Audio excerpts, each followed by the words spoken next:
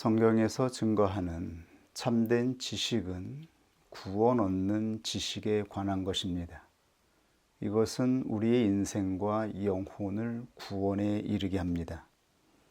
이 지식을 우리는 하나님을 아는 지식이라고 말을 하는 것입니다. 하나님을 바르게 아는 자들은 구원을 얻게 될 것입니다. 그런데 이것은 믿음의 여정으로 알게 되어지는 인격적인 것이며 관계적인 것입니다. 즉, 믿음으로 살아가는 삶을 통하여 모든 그리스도인들은 하나님을 알게 되는 것이죠. 그러므로 이 지식은 관계성을 통하여 알게 됩니다. 혼자서 깨달아지는 지식이 아닌 것이죠. 더러 어떤 사람들은 사람을 경험한 것으로, 인생을 경험한 것으로 하나님의 뜻도 알겠다. 하나님의 뜻이 이러한 것이었구나 라고 말하는 분들이 있습니다. 그러나 구원 얻는 지식은 세상의 사람들을 경험하는 것으로 이루어지지 않습니다. 이것을 우리는 부정적인 지식, 부정적인 인격을 경험함으로 상대적으로 하나님을 아는 지식이라 말을 하는 것이죠. 이러한 지식을 통하여 우리는 하나님에 대하여 어렴풋이 알 수 있지만 온전한 지식은 믿음으로 알게 되는 것입니다.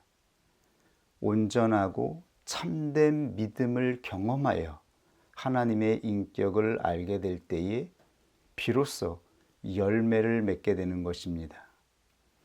열매는 언제든지 온전한 믿음으로 말미암아 주어지는 것임을 성경을 통해서 말씀하고 있습니다. 세상의 사람들을 아무리 많이 경험하고 인생의 수많은 희노애락을 경험하였다라고 해도 그는 구원에 이르는 지식을 갖게 된 것이 아닙니다. 그것으로 무엇을 아는 것처럼 그리스도인들은 말하지 않는 것입니다. 성경에서 증거하는 지식은 믿음으로 말미암아 알게 되어지는 하나님에 관한 지식이며 여기에는 특별한 품질로 열매 맺게 되는 것입니다. 그러므로 이 지식은 계시와, 즉 하나님이 자신을 계시하시는 것, 즉 성경을 통해서 알게 되는 것이며 성경에 증거되어 있는 하나님의 계시는 반드시 우리 안에 내주하시는 성령의 조명을 통해서만 바르게 알게 됩니다. 그리고 참여하는 것으로 하나님이 부르신 택자들이 함께 살아가는 삶을 통하여 그 관계성을 통하여 참여하는 것으로 이 지식을 알게 되는 것입니다. 우리는 혼자 조용히 묵상하고 혼자 말씀을 보고 홀로 기도할 때에는 내 자신 안에 무엇이 있는지 잘 알지 못합니다. 나 자신이 온전한 것 같고 내 생각으로 느끼고 내 이성으로 판단되는 내 마음의 상태가 완전한 것처럼 느껴집니다. 그러나 그리스도인들에게 말씀하시는 지식은 인격적인 관계성, 사람을 경험할 때에 그 부정한 사람, 타락한 사람, 삐뚤어진 인격, 나를 공격하는 인격, 나에 대하여 해코지하는 인격, 나에게 험한 말을 하는 인격, 이 인격을 대면할 때에 비로소 우리는 내 안에 무엇이 있는지를 알게 됩니다. 내 안에서 나오는 것, 내가 모르는 우리 안에 있는 것이 나오게 될 때에 비로소 우리 자신이 어떠한 인격인지를 경험하게 되는 것이죠. 그때 알게 되는 것입니다. 그때 증명되는 것이고 또한 그 과정을 통하여 하나님은 그리스도인들이 믿음의 열매를 맺게 될 것이라고 말씀하신 것입니다. 그 과정을 통하여 하나님을 향한 온전한 믿음으로 결정된 그 믿음이 어떻게 그 과정을 인내하여 열매 맺는지를 우리에게 보여주고 있는 것이죠. 베드로 사도는 이렇게 믿음 위에 쌓이는 덕성을 증거하고 있습니다. 이것은 참여함으로 주어지는 우리의 품질입니다. 사도 바울은 성령의 9가지 열매를 말씀하였습니다. 이것은 성령께서 나타내시는 특별한 품질입니다. 그런데 베드로 사도가 증거하는 이 덕성은 바로 믿음으로 살아가는 그리스도인들이 자기의 것으로 자신의 명예로 주어지는 품질임을 말씀하고 있는 것이죠. 그리고 이것은 오직 믿음 위에 쌓이는 것입니다. 그러므로 갈라디아서 5장 5절 이하에 이렇게 증거되어 있습니다. 우리가 성령으로 믿음을 쫓아 의의 소망을 기다리노니 그리스도 예수 안에서는 할례나 무할례나 쇼력이 없대.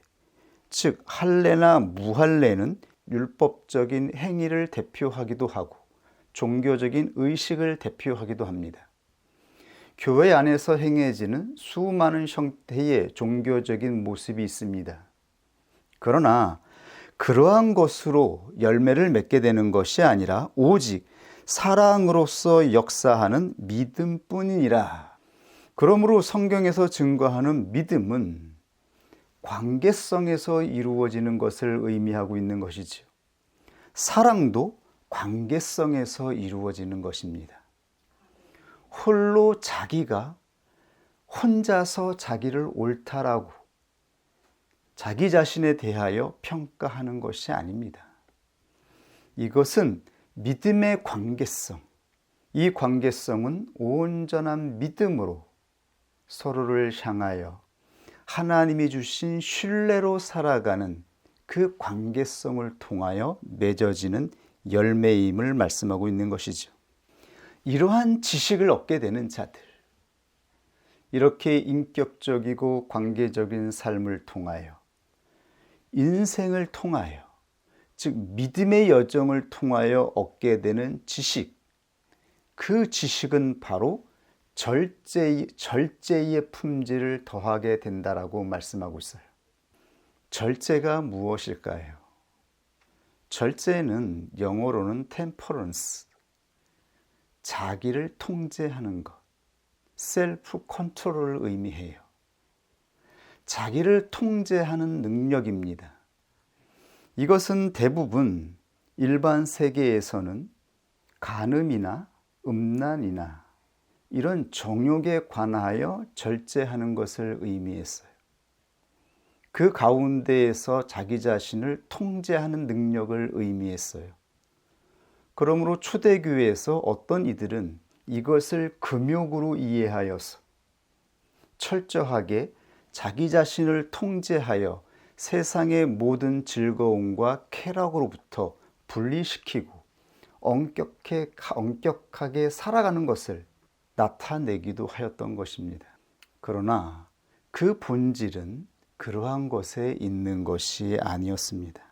이것은 관계성을 통하여 이루어지는 절제를 의미하는 것입니다. 관계성 속에서 어떻게 자기 자신을 절제할 것인가? 여기서 우리는 하나 조심해야 할 것이죠.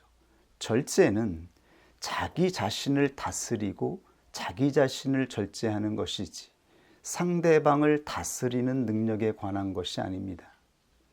자기 자신을 다스리는 것에 관한 것입니다.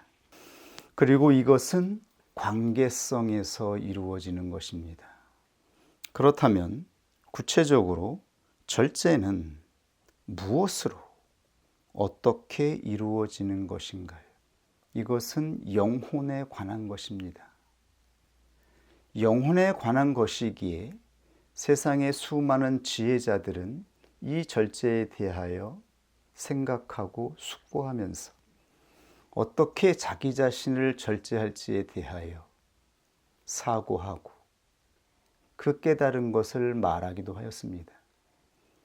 그러므로 세상의 철학자들은 이것은 바로 이성에 있다, 이성으로 자기의 감정을 다스리는 것이다. 이성이야말로 자신 안에서 이루어지는 감정, 그 모든 정욕에 대한 감정, 이 모든 것들을 다스릴 수 있는 것이라고 말을 하였어요. 이것은 지극히 일부분은 맞습니다. 하나님은 가장 탁월한 능력으로 사람들에게 이성을 주셨습니다. 원수 마귀는 우리의 이성을 미혹하여 감정을 충동시킵니다. 그리하여 죄를 짓게 만드는 것이죠.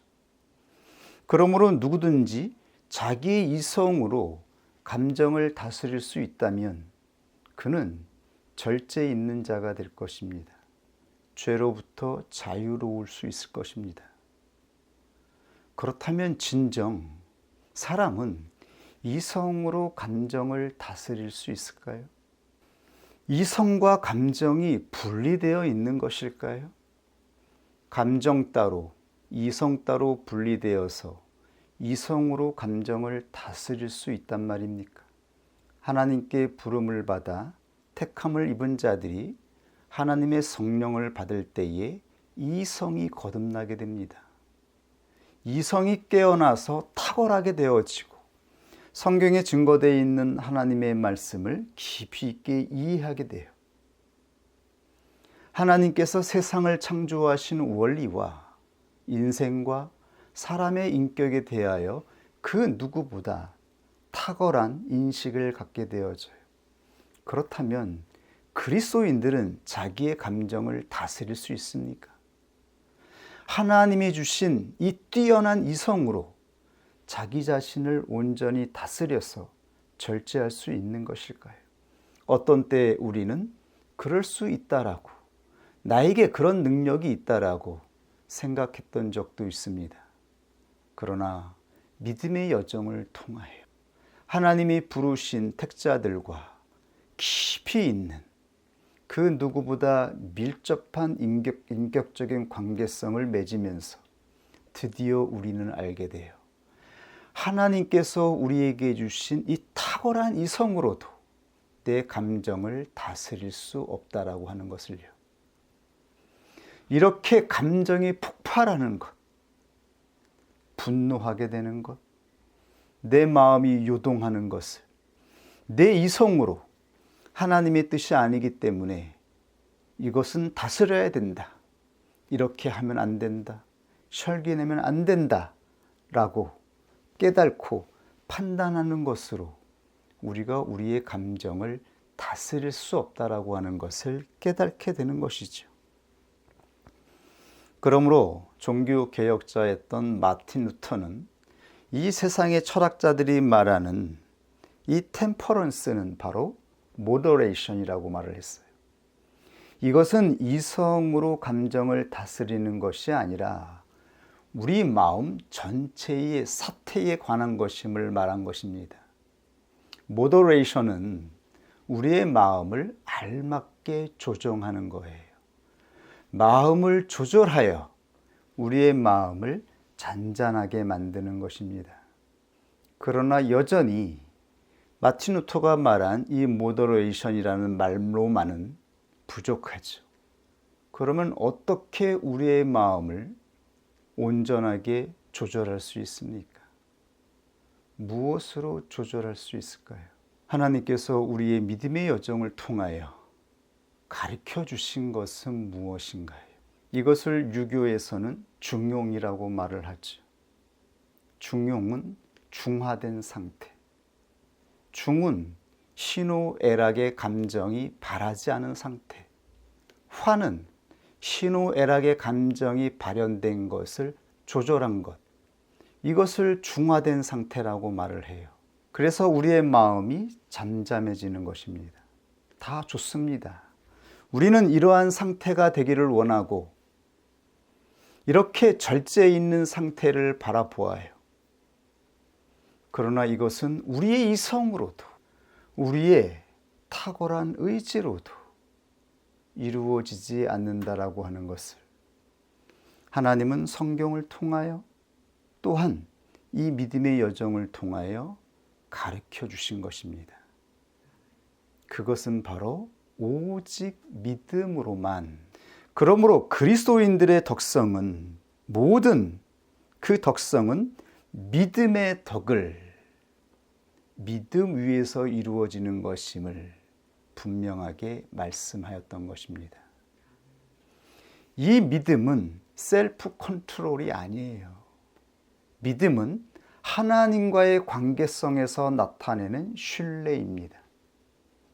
나의 의지로 할 수 없는 것, 내 의지로 다스릴 수 없는 나의 마음, 이 마음을 하나님께 의탁하고 하나님께 아뢰어서 하나님의 의지가 있음을, 하나님께서 역사하시는 하나님의 손이 있음을 기대하며 하나님과의 신뢰의 관계성에서 이루는 것입니다. 이때 이루어지는 믿음은 바로 회개를 동반해야 하는 것이죠.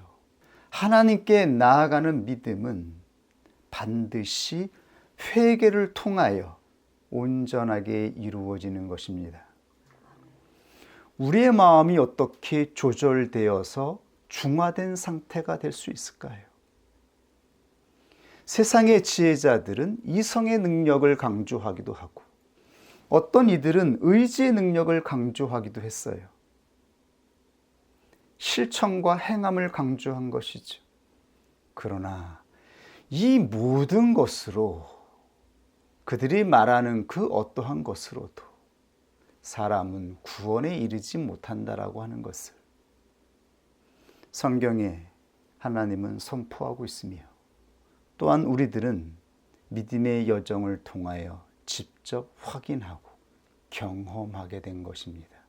나의 의지로 내가 원하는 것을 행하여 이루어낼 수 있다. 그런 자들에게는 하나님이 필요가 없는 것이겠죠. 자기가 완전한 능력을 가지고 있다라고 자만하는 것이죠. 그것이 바로 교만인 것입니다. 사람은 스스로 자기의 영혼을 구원할 수 없습니다.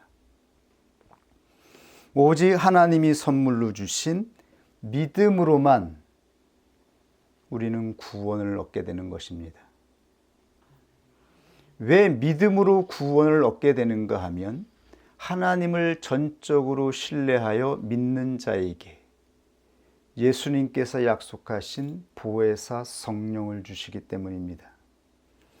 보혜사 성령이 우리 안에 임하시면 그 성령의 조명으로 말미암아 하나님의 뜻을 깨닫게 됩니다. 하나님께서 말씀하신 성경의 뜻이 무엇인지를 바르게 이해하게 되어집니다. 하나님이 선포하신 계명이 어떻게 온전한 것인지, 거룩한 것인지 삐뚤어지지 않은 상태로 이해하게 됩니다.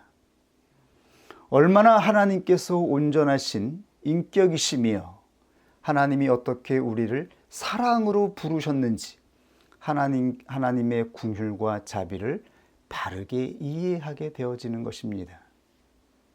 그리고 하나님의 인격 앞에서 바로 우리 자신의 모습을 보게 하여 주시는 것입니다. 그러므로 그리스도인의 절제는 바로 성령의 조명으로 진실을 보게 되는데 본질이 있는 것입니다. 진실을 보게 되는 것입니다. 하나님의 얼굴 앞에서, 즉 하나님의 신실하고 거룩한 인격 앞에서 우리의 인격이 얼마나 일그러지고 삐뚤어지고 부패되었는지, 우리 자신의 상태가 얼마나 악한지, 더러운지, 이 모든 것들을 보게 되는 것입니다. 자신의 모습, 하나님의 얼굴 앞에서 나타내는 우리 자신의 벌거벗은 상태, 수치와 부끄러움의 상태를 보게 될 때에 하나님이 주신 믿음으로 하나님 앞에 회개하는 자가 되는 것입니다. 이 회개로 바로 우리 안에서 요동하던 모든 감정들, 혈기와 분노들,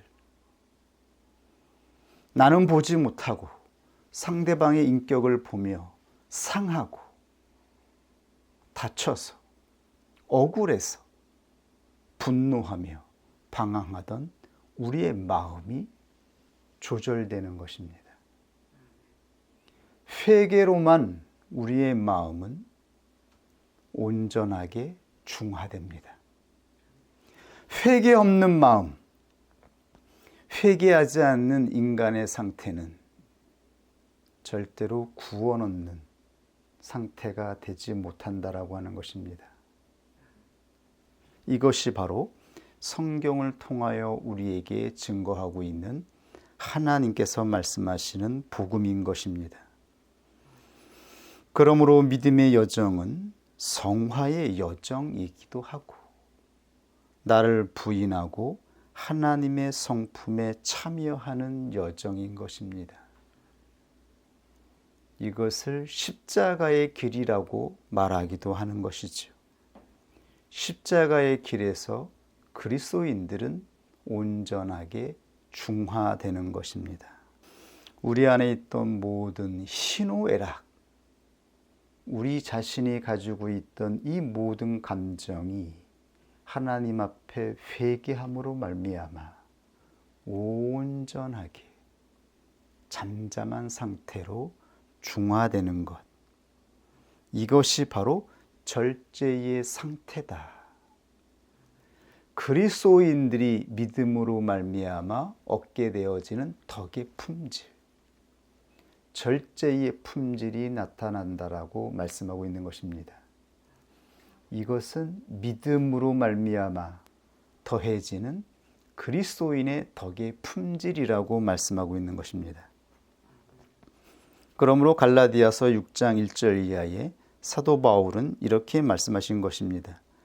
형제들아, 사람이 무슨 범죄한 일이 드러나거든 너희는 비판, 정죄, 그들을 향하여 모욕하고 치욕을 주는 것이 아니라 신령한 너희는 온전한 심정으로 그러한 자를 바로잡고, 여기서 온유한이 바로 친절, 겸손입니다.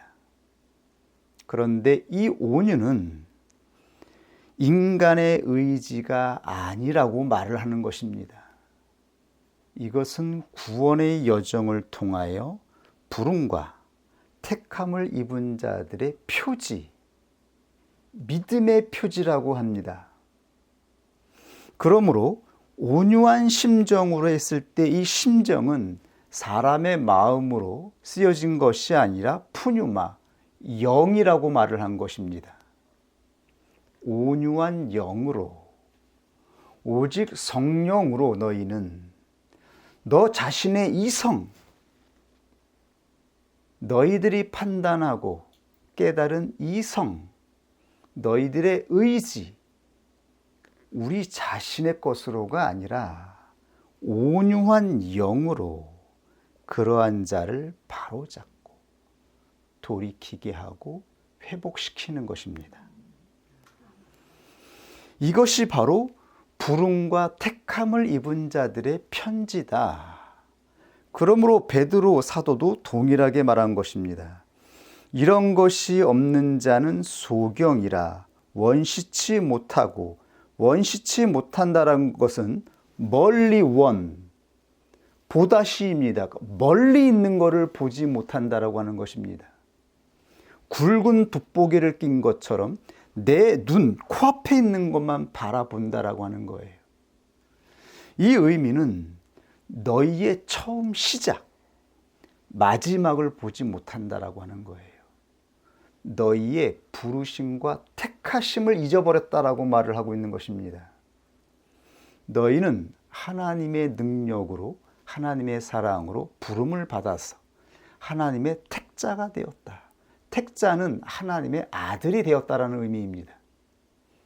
그리고 그러한 자에게 하나님 나라를 상속하신다라고 하는 이 하나님의 놀라운 뜻을 바라보지 못하고 눈앞에 있는 것만 바라본다라고 하는 거예요. 그러므로 이런 것이 없는 자는 소경이라 원시치 못하고 그의 옛 죄를 깨끗게 하심을 잊었느니라. 너희들이 어떻게 죄에서 구원을 받아서 구원 얻은 자가 되었는지, 이것은 하나님의 부르심으로 인한 것이죠. 그러므로 형제들아 더욱 힘써 너희 부르심과 택하심을 굳게 하라. 너희가 이것을 행한즉 언제든지 실족지 아니하리라. 이것이 바로 기초다. 우리 삶의 기본이다. 너희들은 예수 그리스도 안에서 구원의 선물을 받은 자들이며 마지막 때에 하나님의 택자로서 하나님의 나라를 상속하는 자로 부름을 받은 자들임을 말씀하고 있는 것입니다. 그러므로 이 여정을 지켜내는 것, 그것은 하나님이 주신 믿음의 선물로 오직 하나님을 신뢰하여 너희 안에 있는 성령의 조명을 따라 신뢰로 나아가라 말씀하고 있는 것입니다. 불신이나 부정, 억울한 감정, 상처 입은 감정, 내 안에 있는 혈기의 감정으로 바라보거나 관계성을 이루어 나가지 말라라고 하는 것입니다. 그것은 그때 그 즉시 하나님 앞에서 회개함으로 각자 씻어내야 하는 것입니다. 그리고 우리는 오직 믿음으로 하나님을 신뢰하는 가장 깨끗한 믿음의 품질로 나아가라 말씀하고 있는 것이죠. 그때 절제의 품질, 우리의 마음은 하나님이 주신 평안과 하나님이 주신 안전함과 하나님 앞에 있는 그 경건함으로 잠잠해지는 것이죠. 이것이 바로 절제의 상태인 것입니다. 그러므로 그러한 자를 바로잡고, 누군가가 죄를 범하거든 그가 구원 얻은 자임을 명심하여 그 죄에서 돌이키게 하는 것이죠. 믿음을 회복하게 만드는 것입니다. 하나님 앞으로 돌아오게 하는 것입니다. 그러면 회개하게 되는 것이죠. 회개하게 될 때 우리는 온전하게 회복되는 것입니다. 그러한 자를 바로잡고 내 자신을 돌아보아. 너 자신도, 너 자신 안에 죄가 없는지, 하나님이 기뻐하지 않는 감정으로 요동한 것은 없는지, 우리의 마음을 회개함으로 중화시키는 것, 절제를 말씀하고 있는 것이죠. 너도 시험을 받을까 두려워하라. 너희가 짐을 서로 지라. 서로 짐을 지는 것으로 가장 깨끗한 성화가 이루어집니다.